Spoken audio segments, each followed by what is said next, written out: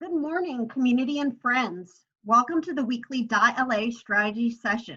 My name is Annie Burford and I head the schedule of events here at .LA. Although we cannot convene in person, our journalists and events team are committed now more than ever to keeping the community connected, informed, engaged minute to minute. Thanks to all who attended and provided overwhelming feedback on our inaugural .LA strategy session about the business implications of the corona crisis. Due to the resounding success of last week's session, we are very excited to turn these into weekly recurring events. Today, we will be discussing coping with quarantine. As many settle into what will be months of work from home and social distancing, promoting mental health becomes even more of a central concern. Before we kick off the discussion, a few housekeeping items. All attendees will be muted for the duration of the strategy session. The speakers will be displayed on video throughout the discussion. Audience engagement and questions are encouraged. At the bottom of the screen, you will see an icon for Q&A, raise hand, and chat. Please feel free to submit any questions you have in the Q&A section. Tami will field these questions to the speakers in the last 15 minutes. We will not be utilizing the raised hand function for this webinar. A recording of the strategy session will be posted on the .LA website by the end of the day. If you have any speaker and/or topic suggestions, feedbacks, or comments, please contact me directly at Annie@.LA. Without further ado, I'm excited to introduce .LA's senior reporter and today's strategy session host, Tami Abdollah. Hi, everyone. My name's Tami Abdollah. I'm a reporter here at .LA, and I'm excited to host this second strategy session that we are holding that looks at coping with the anxiety and stress of being stuck at home, working from home, and even helping teach your kids from home. And so obviously a lot of founders and companies are dealing with not just those stresses, but the idea of supporting their workers and their workforce at their startups. And so we want to delve into all of these issues and questions today during this strategy session. Without further ado, I'm going to introduce our panelists. We have Alison LaSov. She's an LA native and the CEO and co-founder of Advekit, which is an online mental health platform that connects patients to therapists in a modern way. The company matches clients to therapists best suited to their needs. Advekit also helps patients use their insurance to lower the cost of therapy. Alison is a licensed therapist as well, and she founded the company with a social mission of reducing friction around accessibility to therapy. We have Garrett, the co-founder and managing director of Crosscut. He has over 20 years of investing in entrepreneurial experience and is very active in the LA startup scene. Companies he works with include GumGum, Verb Mobile, Reaction Commerce, Omaze, and Robin Care, among many others. Prior to co-founding Crosscut, Brian was a partner at Palomar Ventures, an early-stage venture capital firm based in Santa Monica. While there, he played an active role in managing and investing 2 funds over 6 years, totaling more than $400 million. And last but not least, we have Dr. Crystal Clements.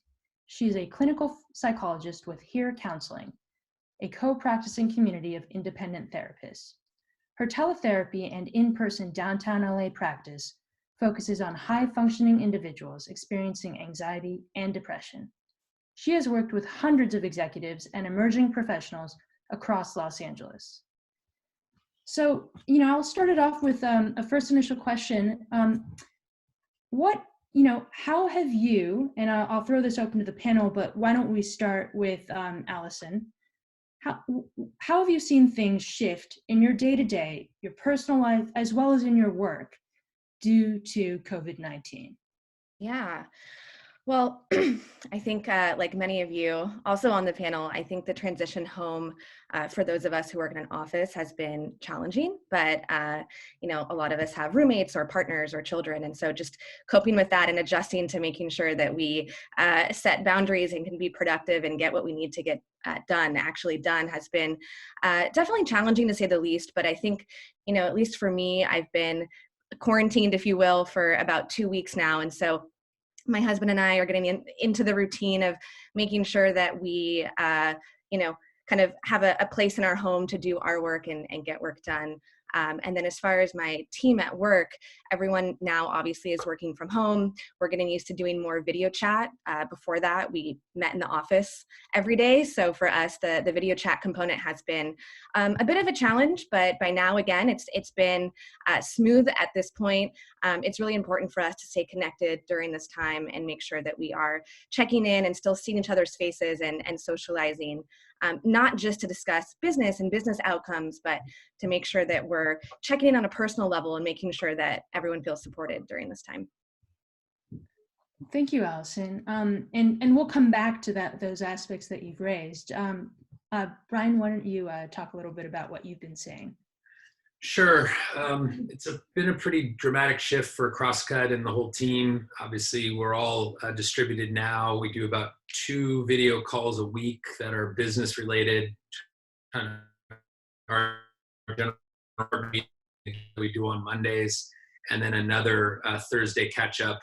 One of the things that we're implementing this Friday is a happy hour. So we're all just getting together to not talk work and do it over Zoom. Which is just replacing some of the socialization that we've had in our past when we all sit under one roof in Santa Monica. For me, I have three boys at home, 11, 12, 13, and 16, and they're all doing various forms of homeschooling in various rooms.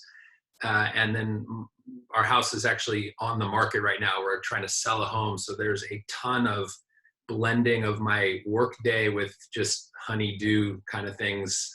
It's been really difficult to stay focused on a single Crosscut oriented agenda when you've got all sorts of things pulling you in different directions. And so finding that balance has been really tough for me over the last couple of weeks.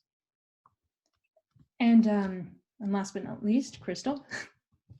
For me, like everyone else, I've been working remotely from home. So I have a private practice and I'm seeing clients via teletherapy at the moment. What's different is that I would see a few before, but now it's 100% teletherapy at this point for me. My husband is home with me every day, all day, and as well as my 5-year-old son. And so that's been a bit of an adjustment. Normally he's at school for 8 hours out of the day, so I get a nice break and I get to focus on my business. But now just having to kind of entertain him and also make sure that he's learning and teaching him things and having family time. It's been stressful, but it's also been really nice for me too, because he's a little person and I kind of struggle with the idea of having him in somebody's care for so long, being so young. So I'm happy to have that opportunity to have him around. But at this, I have to acknowledge that it is a lot of work as well. But it's been interesting, dealing with, a little bit of a loss of income because not all clients are open to teletherapy. It is a very safe platform, but people have their preferences in terms of being in person with somebody and getting that real experience. But some people find it very helpful as well. But yeah, in general, it's been a lot of good and a lot of interesting things. I've had to structure my day, just be very intentional about getting outside, be very intentional about getting sunlight and getting exercises. So while I am self-isolating, I'm still being very intentional about trying to maintain some kind of a routine so that I feel normal, that I feel like I'm being productive, that I feel like I'm still, that I'm here and in the world and not just in these 4 walls. So, you guys bring up some interesting points. What have you, Brian, you speak with founders, you're dealing with various companies throughout your day. Alison, you are a founder, but you also are connected to mental health professionals. And then Crystal, as a businesswoman and as a person who's providing therapy to clients, I'm very curious. I think our listeners are very curious about what you are seeing on that side of things. And Brian, if you wouldn't mind starting with what you're hearing from founders, what concerns they're having, what sort of anxieties or stressors they're experiencing right now that's out of the norm. And then we'll go to Crystal and then Alison. Sure. I think this applies to any business, but definitely in the venture realm, all of my partners, everyone in Crosscut right now is in triage mode. So our days are spent talking to our founders, trying to plan for uncertain times where there are no clear answers. So I think it creates a lot of anxiety when you are looking at, okay, I have this much money in the bank, that gives me this much runway. If I cut headcount or cut burn, I can make it to this time. Well, nobody knows if that time is enough time for things to recover. And so you're making decisions without great data sets. And that's hard for everyone. I think that creates a lot of anxiety. And so we're seeing that across the board with our portfolio. It's the conversations we're having every day. And then I juxtapose that with the deep sense of leadership that these founders have around, I have to stay strong and I have to give people confidence that that things will return to normal. And so then they flip the switch to, how can I be a great leader to my team? How can I support them in these times? And what resources are available to the broader community in the realm of health and wellness that can be resources to all of us. And the most dramatic thing I've seen is it's really this amazing sense that it goes way beyond just my company or just my startup. The sense of community that I've seen across LA as all founders are rallying together to share and provide resources that are helpful to get through this has really been uplifting. So I have a mixed day where it's actually kind of depressing and sad to think about the impact that some of these decisions are making on people's lives, the employees that we're having to decide to potentially lay off or cut incomes to also this very uplifting side of great community support in a time of need. Mm-hmm. Go ahead, Crystal, and feel free to jump in if you have a point you want to elaborate on. Thank you. Yeah, exactly. So I feel like I've been seeing a lot of the same thing on the clinical side. So I work with leaders as well, and one of the main things that I've come across is them wanting to be responsible leaders to their employees. So with that said, Brian brings up a good point in that we don't know how long the loss of finances is going to last. We don't have any idea what we're in store for. I know people reference what happened in 2008, and so there are a lot of notes that can be taken from them. So some people have resorted to, letting go a lot of people right away with the hope that they are able to get some income from unemployment. Right. Some people are, from what I've heard, also taking pay cuts at the managerial level so that they can have their employees still work for them and not compromise their quality of life in terms of finances, as to lessen that damage as much as possible. So there are a lot of ways that people are interacting with this, but there is a lot of just uncertainty and people just throwing out different ideas and trying different things. Also, people I know are applying for different kinds of emergency loans in order to make their businesses last longer. I know some people, I'm not really well versed in the world of finance necessarily, but I know that there are these different programs out there that resources that are available that people are taking advantage of at this time to try to see how they can make their business last as long as they can, to try to wait this whole COVID-19 thing out. But it's been pretty stressful for a lot, but I think I've also heard in some of my clients an era of acceptance, right? And so it's like you try to do as much as you can in terms of being resourceful, try to do as much as you can in terms of damage control, try to do as much as you can in terms of seeing what's out there and being helpful. But you also want to deal with what is, right? You don't want to live in a fantasy and think that everything is the way it used to be, because it's not. Yeah. Yeah, I echo a lot of that. And, for us, it was really ironic. We actually raised a financing round right before this sort of crash, so to speak, happened. And so what we had been projecting as a company for the next, year to 2 years, the things that we would build, the people that we would hire, kind of to Brian's point, we're trying to sort of take that back now a little bit and readjust and reprioritize and make sure that we can keep our finances in order for a longer period of time, because there are so many unknowns. But at the same time, making sure that we keep the morale of our company strong, that there is hope, there is resiliency. To Crystal's point, accepting this is sort of half the battle. So this is our new normal now. The more that we can do to work toward that, and also have self-acceptance and self-compassion. I know a lot of founders I speak to are really hard on themselves because they can't quite figure out how to make the adjustments quick enough. But I think the more that we can remind ourselves that we're doing the best that we can, this is unprecedented for all of us, this sort of global anxiety that we're all experiencing. So just having some self-compassion and acceptance during this time is really important. Alison and Crystal, have you guys seen a surge in people trying to do telehealth or teletherapy at this point? There's a lot of talk about telemedicine, and I'm curious as to where teletherapy fits in and whether people are more willing to do this or less willing to approach therapy because of the technology aspect. Yeah, I could take a quick stab at it. So for me, I'm not currently practicing, but as you said, I have a platform where patients and therapists connect. And so what we're seeing and what we've seen for a couple of years is that the majority of patients and therapists have voiced that they do prefer in-person sessions when given the choice. But what's been really nice to see is that almost every therapist on our platform has asked us how they can transition to telehealth, what they can do to still be supportive of their patients during this time. And so that willingness to sort of adjust and adopt the teletherapy way has been really nice to see. It's a little soon, at least from my perspective, to say whether this will be the new normal for everyone, but it's nice to know that there are a lot of platforms out there that therapists can continue to conduct therapy and support their patients. Mm-hmm. So for me on my end, the thing is that at this point, I don't take insurance, right? And so there's another key factor in there that, is a lot different than a lot of other therapists. I know that Alison's platform, I think we do take insurance.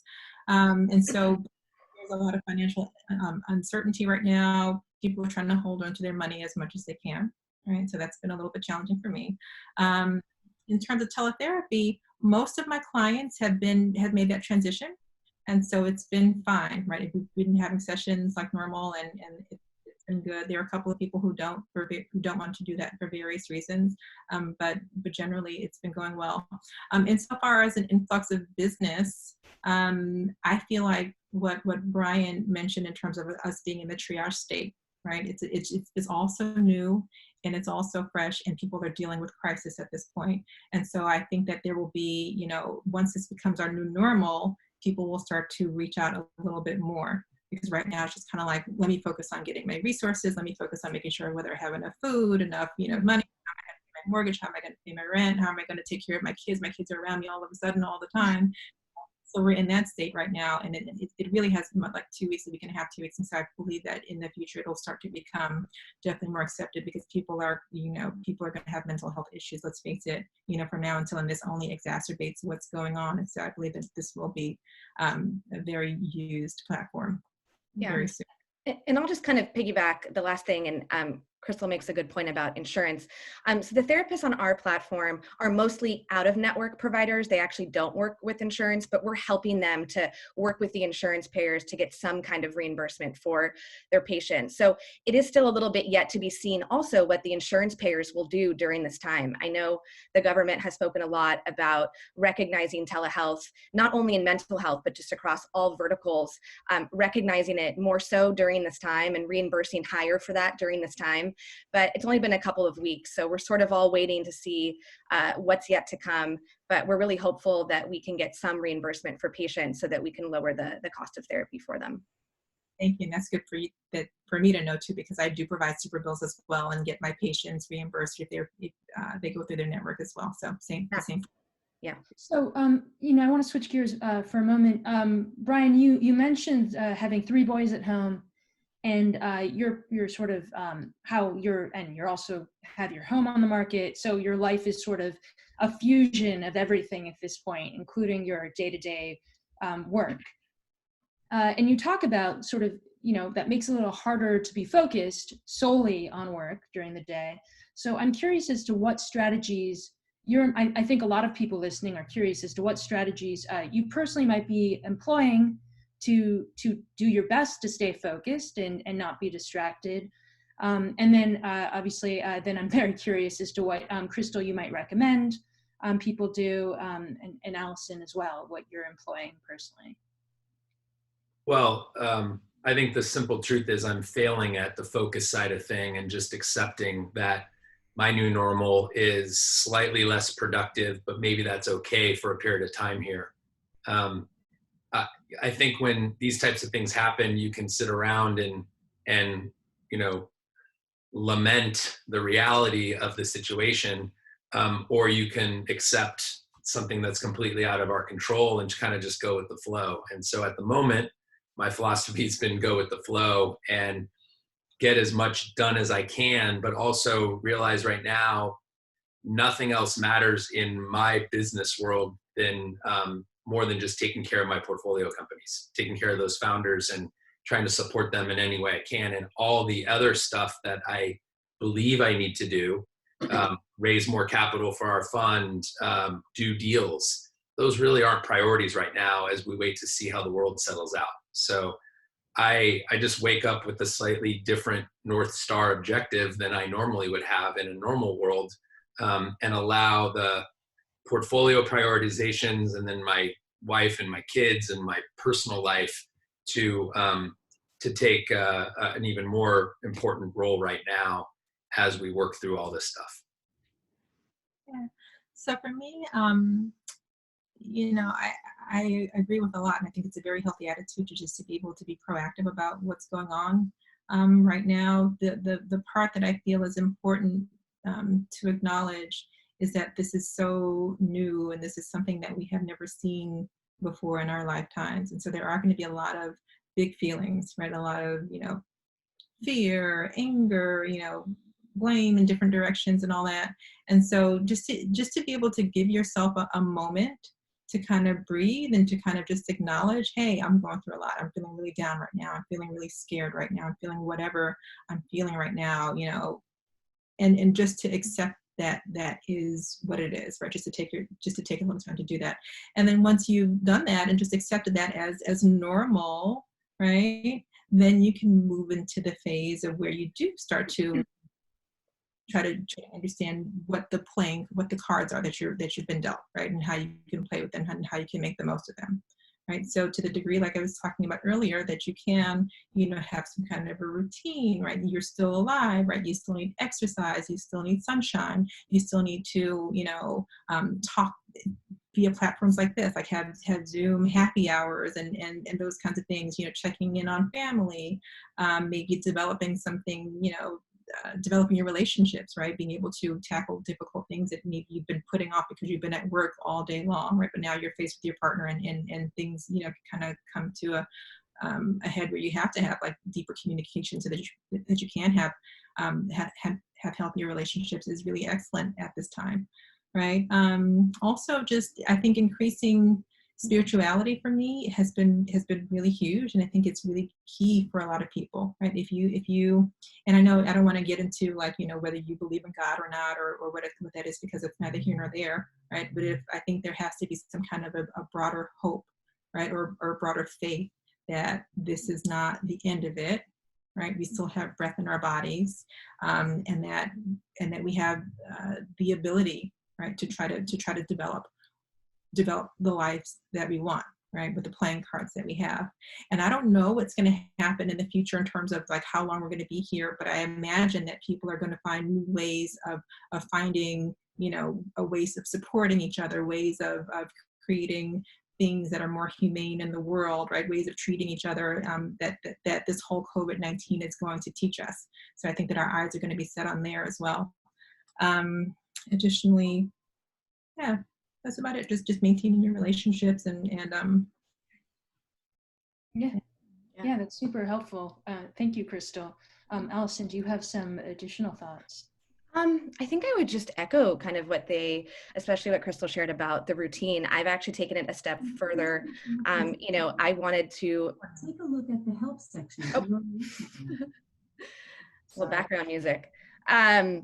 As far as routine, we're all kind of, or most of us are kind of locked into our homes right now. So I'm trying to kind of emulate my typical routine. I wake up, I shower, I make the bed, I get dressed for work. And even though my commute is much shorter, it's now to my kitchen table, I'm trying to kind of keep that same consistency with routine. It makes me feel productive. It makes me feel purposeful.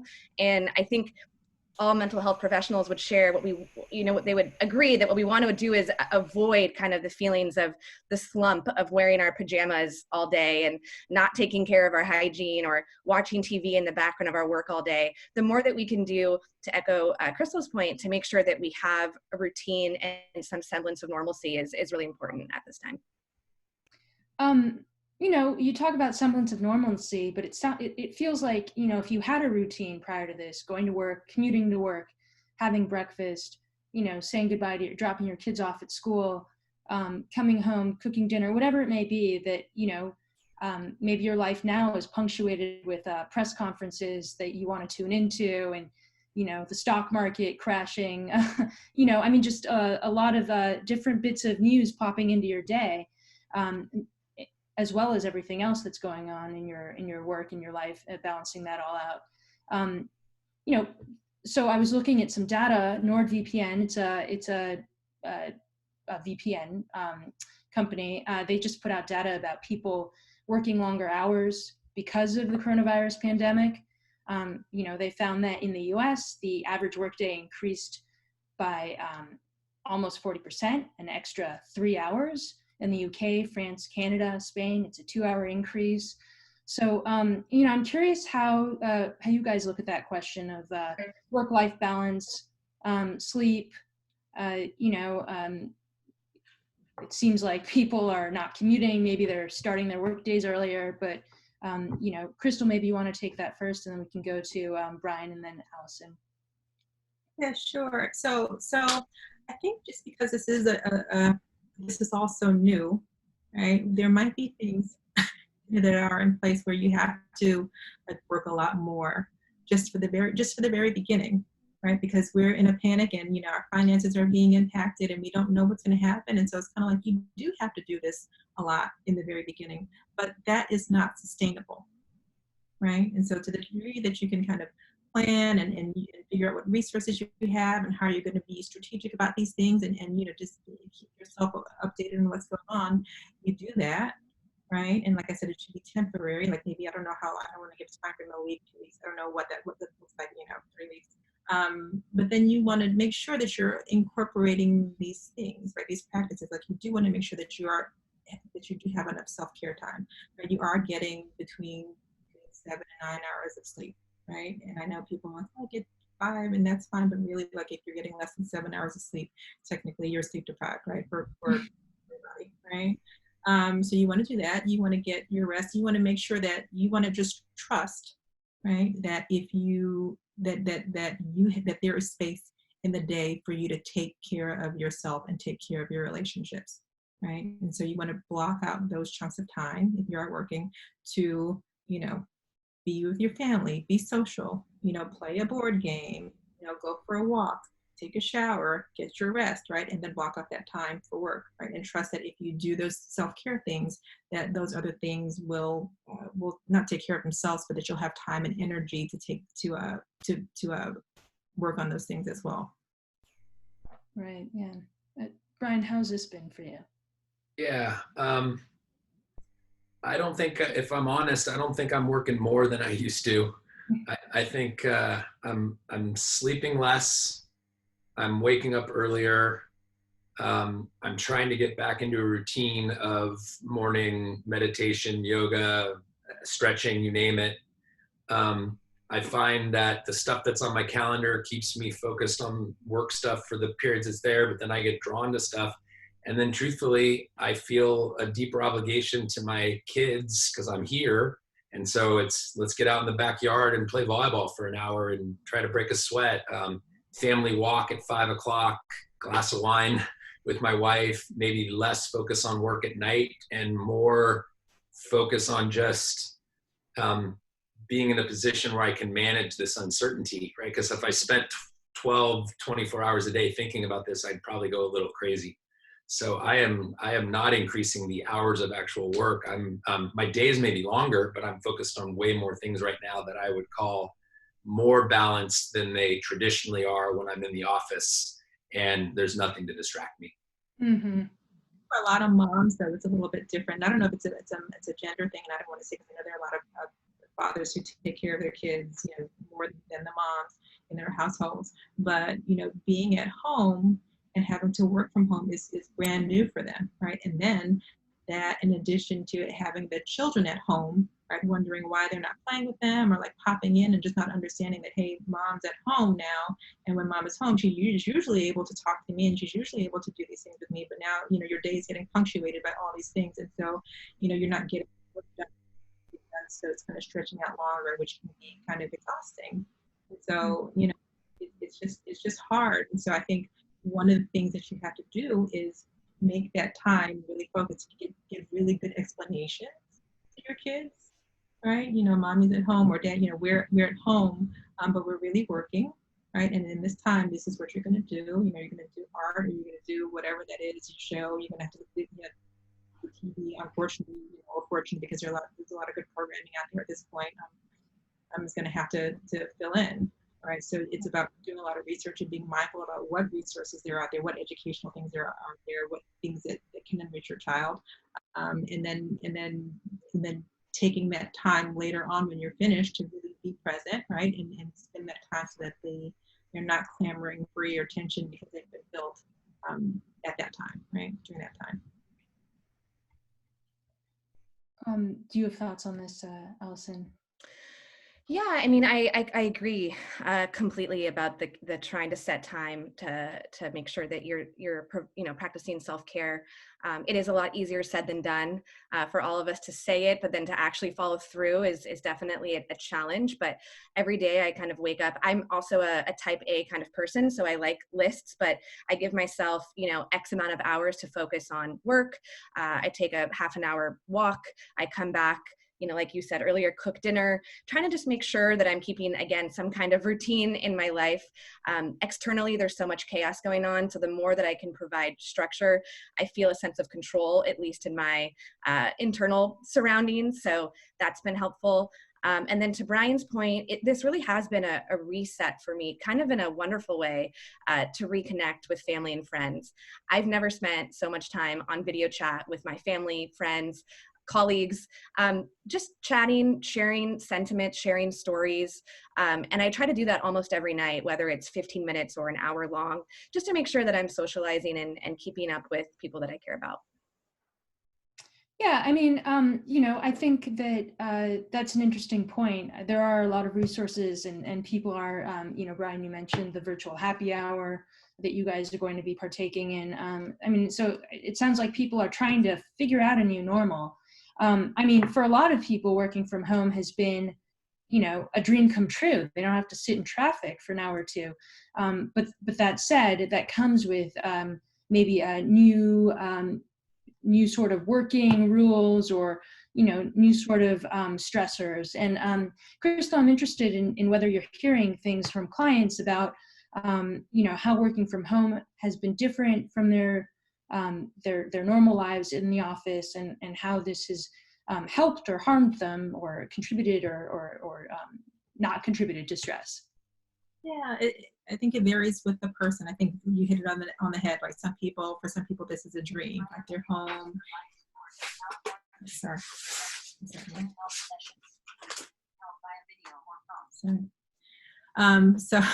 Sorry. No worries. Oh, but for other people, it's been kind of difficult, right? And so, for people who have superiors, right, who aren't working for themselves, because this is such a period of financial uncertainty, everybody's worried about productivity and making sure that you're working, to the degree that you can, to the best of your abilities.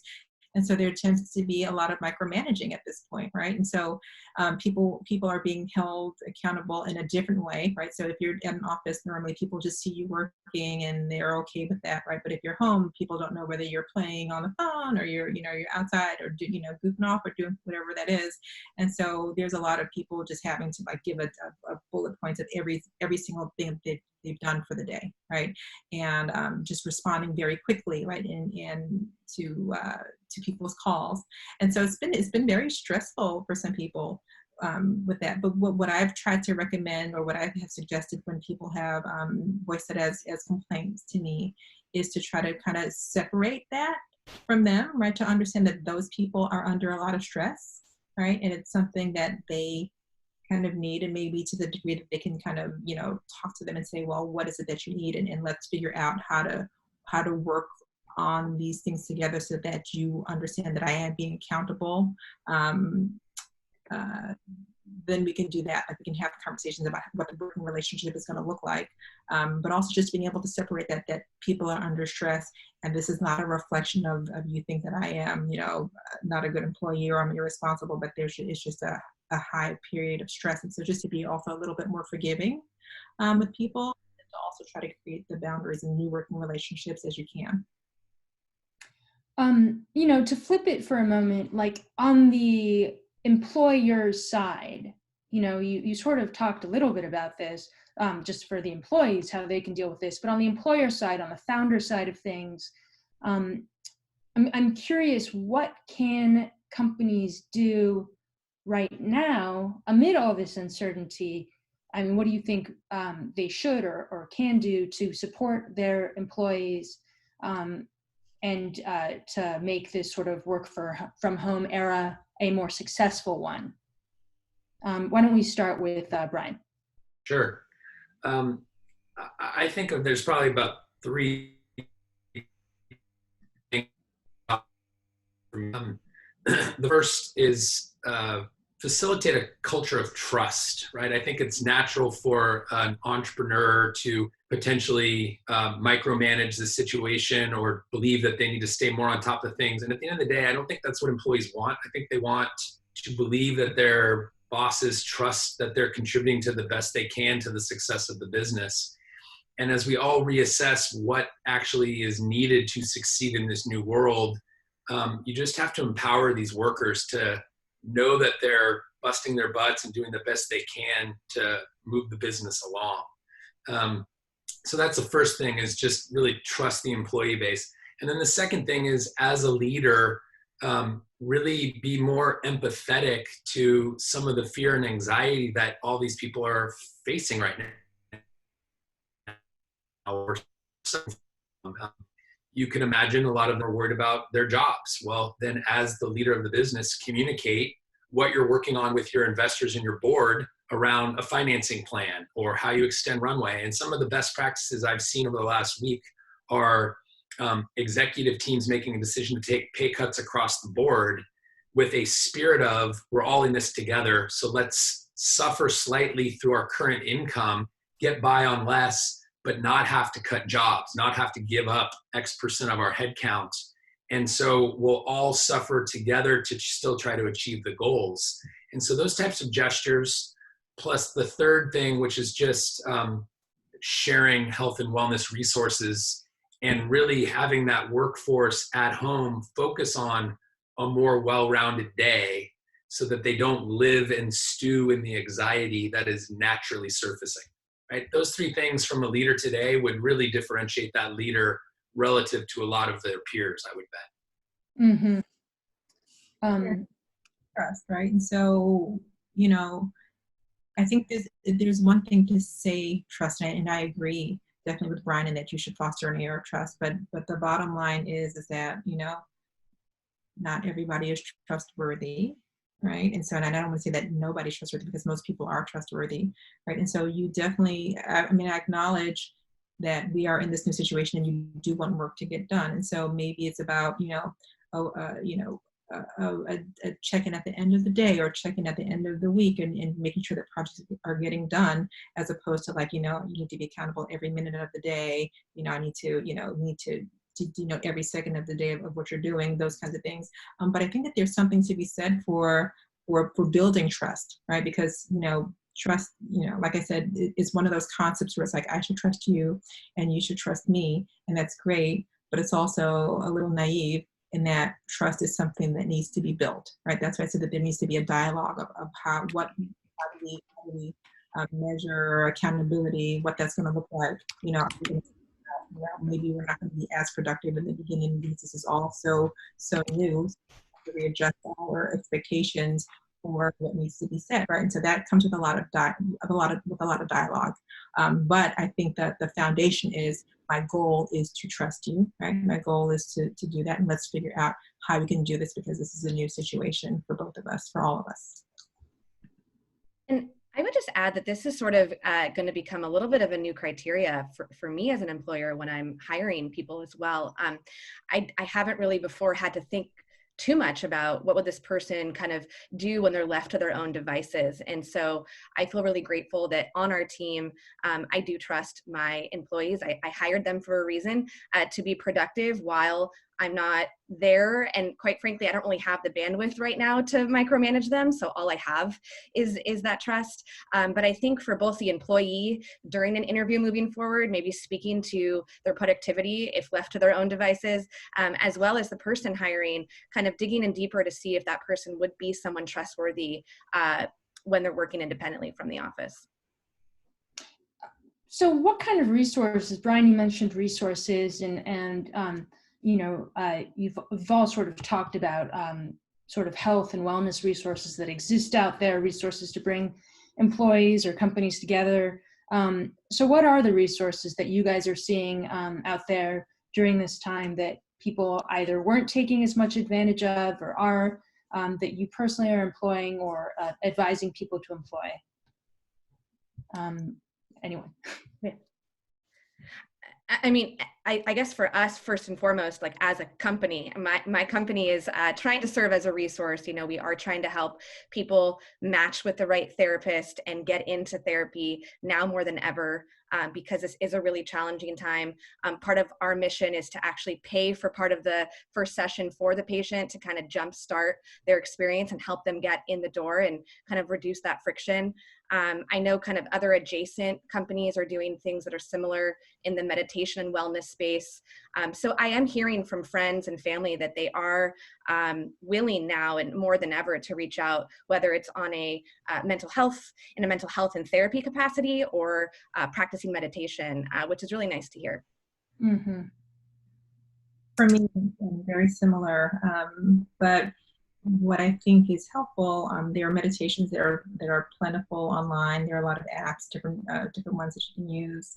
Also, I think it's important for people to understand what's going on with them financially in terms of, you know, what resources they have out there in terms of like if it is a loan that they're looking for, if they can get that now, or trying to figure out whether they can put their mortgages on hold, or figuring out if they can put their rent on hold and what that means. And just, you know, like if you don't, anyway, just figuring out your finances, and then just seeking just to better learn how to communicate with each other, because like I said, we're spending an abundance of time together at this point, and so just really just seeking as many resources as you can online. I'm sorry, I don't have any specific, you know, things to point to.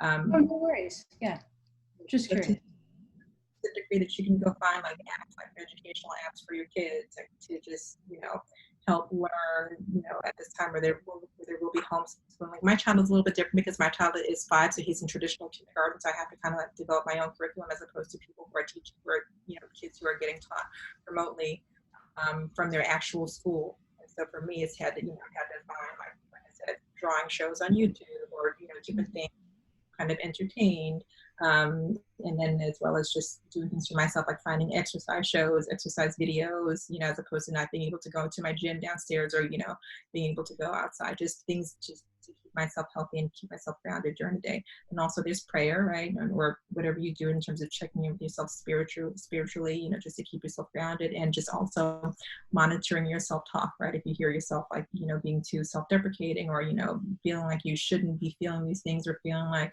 you know, you're not handling this well, it's kind of like, no, everybody is in this together, right? Like we are all kind of just trying to figure it out, and it's normal to kind of have these heightened emotions, just to be able to breathe through it, accept it, right? And then just from that point, you can kind of be able to mobilize and be proactive and figure things out for yourself. Yeah, I think everybody manages fear and anxiety in a different way. What I'm seeing, and I'm happy to share this, I guess, in the chat thread, one of my companies, Kensho Health, has aggregated a set of free resources across every aspect of health and wellness. So online therapy, meditation, yoga, workout exercises, breathwork classes, you name it. They've basically aggregated across their entire LA community and their entrepreneurial network a Google Doc that I can share that is basically providing access to a lot of those resources for everyone to make their own decision about how to best manage this new normal. And so I think it's been great to watch the community rally around this topic and prioritize this topic relative to, you know, your contributions at the work level, saying, hey, there's a bigger issue here that we all need to address as a community. And if we can all manage this together, we can be more productive and still make progress with our companies and our business initiatives. Brian, I think we'd love to see that list. Yeah. I think that would be super helpful. We'll put it in and hope it, there you go, Google Doc. I Great. put it into the chat thread. Cool. Yeah, and maybe we'll pop that onto the site later today as well, Yeah. if that's cool. Because I think a lot of people will be very happy to check it out and appreciate the benefits there. So you know, curious, like, what suggestions do you guys have? Because obviously there's a time of high anxiety for employees, for founders, for a lot of people who are joining us are just, you know, people who saw this this virtual panel and, you know, are struggling with their own situations. Either, you know, maybe they're caregivers or family members who have elderly people in their family, people who are immunocompromised, or those suffering from dementia. I mean, so what sort of advice do you have for people to stay grounded and healthy themselves? I know, Brian, you have that list of resources, but, you know, I mean, what sort of advice do you have them for dealing with this time of confinement, you know, when they're dealing with also these additional anxieties? I would say that there's a lot of acceptance that's going to have to happen, right? Just realizing that there is going to be a new normal for everyone, right? We're not going to be able, we're going to, you know, while you want to keep as much of, well, I don't even know, right? But while you want to keep some of the things from before, there are a lot of things that we're going to have to adjust to. There might be less resources or there might not be, right? You know, we're not going to see, we're not going to be able to be around each other in the ways that we used to be. But that's something that we can't change at this point, right? To the degree that we can change it, then great. But if we can't, it's just an acceptance, but knowing that this is for our long-term good, right? This is in hopes that we will emerge out of this healthy, right, and alive. And so to the degree that you can just accept that this is what it is, then that's great, right? But with that, right, finding ways of still keeping in touch, as Alison mentioned, right? Still, you know, FaceTiming friends, or, you know, what Brian said, doing the happy hour, you know, because social support, like we're just social beings, social animals. That is just what it is, right? We need to have that contact. To the degree that you can, you know, talk to people and incorporate that into your life, then beautiful, do that, right? Also, just try to be innovative with what kind of resources we can get. I don't really know, but I know there, you know, people are putting up listings for digital employment. Like, you know, there's lots of ways. Like I said, 100% of my business right now is teletherapy, and it wasn't that way before, right? And so I don't know everybody's particular industry, but to the extent that they can digitize their business and put things online or whatever that is, then, you know, to just try to be as resourceful as you can in there. And then also, I would say just to continue to deepen faith, right? And have hope that we will get through this, because nobody is gonna, you know, you're gonna be but so productive and healthy on the inside if you think this is it, right? Like I said, we still have breath in our bodies and we still have hope. And so, you know, just knowing that this period, you know, might last a few months, it might last, you know, who knows, but that there will be an end, right? And you want to figure out who you want to be during this time. Like, what are your values? You know, what are you standing for, right? And strengthen them, and really explore them, right? And feel and understand how you're contributing to yourself, right? How you're contributing to your family, and how you're contributing to the world as well. I would say that, for better or worse, what's kind of nice about this whole kind of shared experience is that we are all literally in this together, whether you're in California, you're on the East Coast, you're in a different country. And so kind of just knowing that you're not alone has been really helpful for people that I'm talking to. Oftentimes we grieve or we're anxious kind of in solitude, or we have a very specific thing that only we're going through. What's been really interesting is that we're kind of all going through this together. And so having that community support, whether it's like in my tech founder ecosystem, or whether it's among mental health professional colleagues, or just in my own personal life with friends and family, everyone can kind of understand and empathize with one another, which has been a really unique thing I've never seen before. So I have a few more questions, but I just want listeners to know that we have 10 minutes left and we have a hard stop at noon. So our panelists can get back to their lives. And we really appreciate you giving us this time. But please feel free to hit the Q&A button if you do have questions that you might want answered. And I'll carry on with a few questions that I still have. I'm interested, obviously, we don't really have an end date here, at least in California and places like New York, and a lot of places around the world, as you mentioned, Alison. So how does this change things? How does this change the calculus? We don't know how long this will last. We don't know, there are a lot of unanswered questions or how bad this will necessarily get here. So can this last forever? I mean, is it tenable, this sort of, way that we're dealing with things and the sort of technology that we've implemented? Will it get better?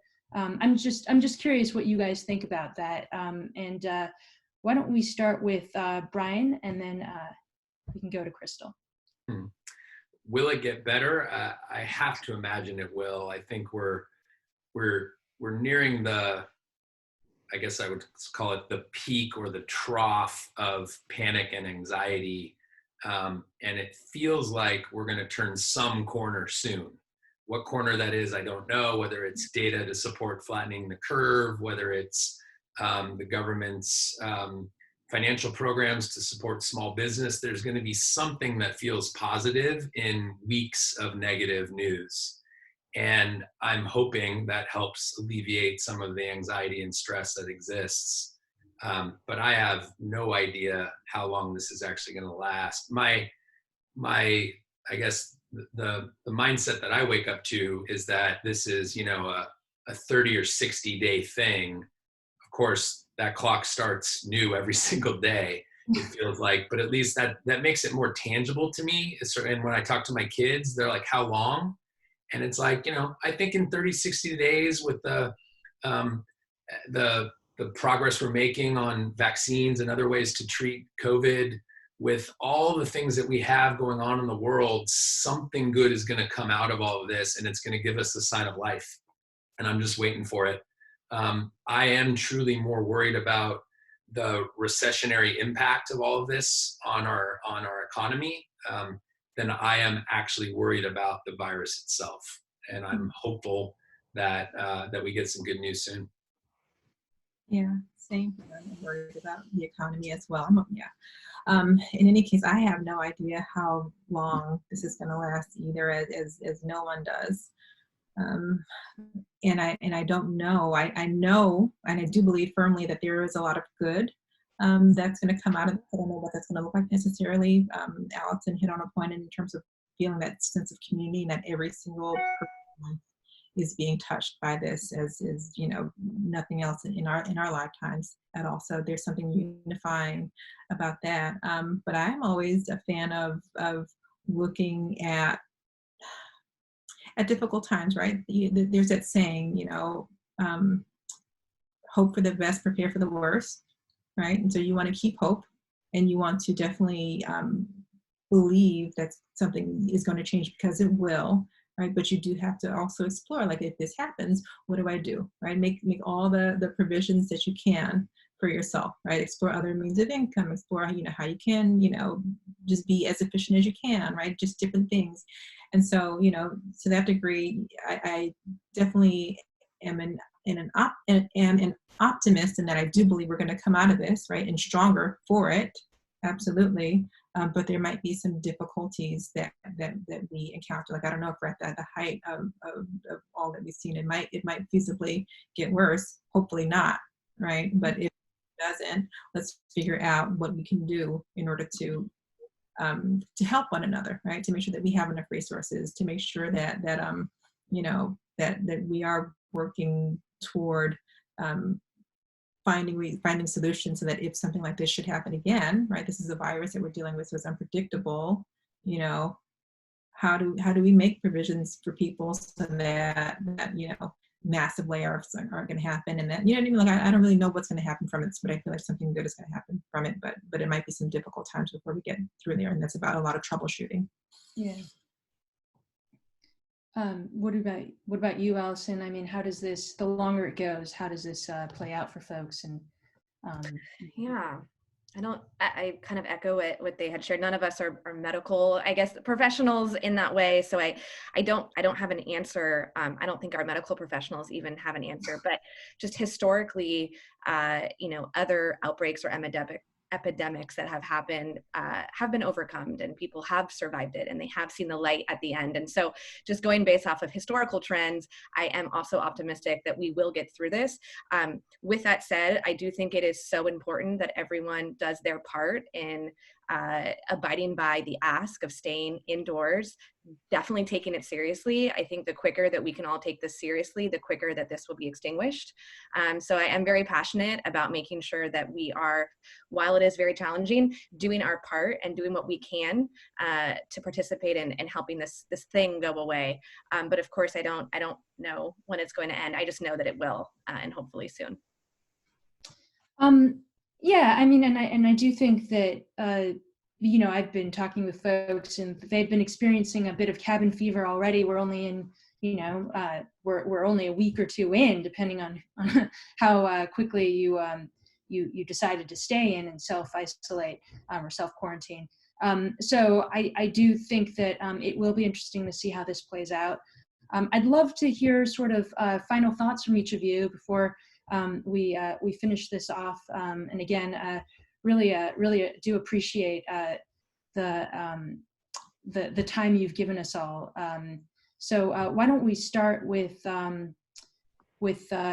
Alison, and then we'll go to Crystal, and we'll give Brian the last word. And I just see we do have a question too, so feel free to drop that in, whether this has impacted your view of working from home.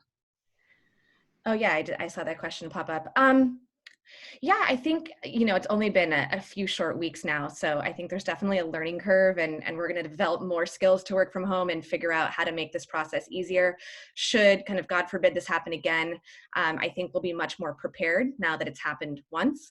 I think for me personally, I've become more organized because I have had to schedule and structure my day accordingly while I work from home. I do have to maintain boundaries and make sure that I'm taking care, you know, self-care, being productive with work, carving out time for friends and family, and socializing. So for me, the being home part has been an adjustment, but I think already in the 2 short weeks that I've been doing it, I've made a lot of progress. Final thoughts, I appreciate the opportunity to be part of this panel. I think even for us mental health professionals, this is a really stressful and anxious time. And I've been really excited to see just the community and the shared resources among not only mental health professionals with one another, but also the founders, like in the tech world, in the tech space as well. So I'm sure in every industry that's happening, and that's really great to see. Yeah. And thank you so much for the opportunity to be here. Of course, thank you. My final thoughts are just to be very patient with yourself, right? Be very forgiving. This is all new and uncharted territory, and you're not going to get it right the first time, but you know, you keep on building and learning and growing, and I think eventually, you know, things will be fine. And also to that, you know, you also want to be patient and forgiving with other people as well, because everybody's under a lot of stress right now. And just to keep hope. Yeah. Thank you. I guess from my point of view, I view this as it's hard not to get caught up in your own drama. And so the anxiety is very natural. What has worked well for me is the phrase, it was never about you. And there's something comforting about this idea that this is Mother Earth kind of telling us that we got to change our ways. And the only way to sort of change the course of how we have been acting and behaving and working and all of the things that have contributed to the state of our world is to drop a pandemic on us. And so that in some ways is comforting to me, that this is a chance for us to reset the way we are living our lives and perhaps bring a greater focus around community and empathy and all the things that truly matter when these lives are so finite. Really, isn't it just about how you connect and how you love and how you support one another? This has brought that back into focus, better thing I could fathom. And so I've been really uplifted by seeing that movement across the web these days and social media to sort of push that message and that agenda at the global level. So let's use that as maybe a guiding light for us and continue to help and support our community and do what's necessary to get ourselves back on track. Yeah, well, thank you all. Brian, that was well said. Alison, Crystal, your thoughts and advice have been very much appreciated. And Brian, we'll take a look at that Google Doc. We appreciate you sharing that with us and everyone. And thanks for your time. Thank you for participating in this. Yeah. Thank you. Thank you, everyone, for joining us. Take care, everybody. Take care. Literally.